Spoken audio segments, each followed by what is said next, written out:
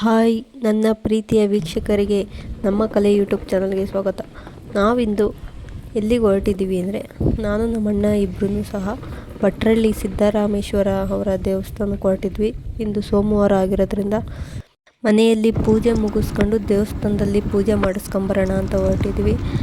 ಭಟ್ರಳ್ಳಿ ಮತ್ತು ಯಳನೋಡಲ್ಲಿ ದಸರಾ ಟೈಮಲ್ಲಿ ಜಾತ್ರೆ ನಡೆಯುತ್ತೆ, ಜೋರಾಗಿ ನಡೆಯುತ್ತೆ. ನೀವು ಯಾರೂ ಬಂದಿಲ್ಲ, ಅದು ಜಾತ್ರೆ ನೋಡಿಲ್ಲ ಅಂದರೆ ನಾನು ಒಂದು 2-3 ಮಂತ್ಸ್ ಬ್ಯಾಕ್ ವೀಡಿಯೋ ಹಾಕಿದ್ದೀನಿ. ಒಂದು 3-4 ವೀಡಿಯೋ ಇದೆ, ನೋಡಿ ಅಂತ ಹೇಳ್ತಾ ಆಲ್ರೆಡಿ ಭಟ್ರಳ್ಳಿಗೆ ಬಂದಿದ್ದೀವಿ, ರೀಚ್ ಆಗಿದ್ದೀವಿ. ನೋಡ್ತಾ ಇರ್ಬೋದು, ಅಲ್ಲಿ ಕಾಣಿಸ್ತಾ ಇರೋದು ಬಂದಮ್ಮನ ಗುಡಿ. ಈ ಕಡೆ ಲೆಫ್ಟಿಗೆ ತಿರ್ಕೊಂಡ್ರೆ ಇದೆ ಸಿದ್ದರಾಮೇಶ್ವರ ಅವರ ದೇವಸ್ಥಾನ.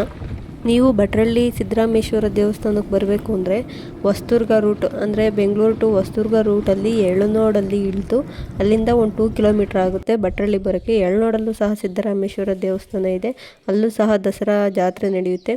ನೋಡ್ತಾ ಇರ್ಬೋದು, ಆಲ್ರೆಡಿ ನಾವು ದೇವಸ್ಥಾನದೊಳಗೆ ಬಂದಿದ್ದೀವಿ. ಸಿದ್ದರಾಮೇಶ್ವರ ಅವರ ಎದುರಿಗೇ ನಂದಿ ವಿಗ್ರಹ ಇರೋ ಅಂಥದ್ದು. ಇಲ್ಲೇ ಕರ್ಪೂರ ಊದ್ಗಡ್ಡಿ ಎಲ್ಲ ಬೆಳಗೋದಾದರೆ ಬೆಳಗ್ಬೋದು. ಒಳಗಡೆ ಏನು ಕರ್ಪೂರ ಮತ್ತು ಊದ್ಗಡ್ಡಿ ಬೆಳೆಸಲ್ಲ. ಸಿದ್ದರಾಮೇಶ್ವರ ಅವರಿಗೆ 3 ಟೈಮು ಪೂಜೆ ಆಗುತ್ತೆ. ಬೆಳಗ್ಗೆ ಪೂಜೆ ಮತ್ತು ಮಧ್ಯಾಹ್ನದ ಪೂಜೆ, ಸಂಜೆ ಪೂಜೆ ಅಂತ 3 ಟೈಮ್ ಪೂಜೆ ಆಗುತ್ತೆ.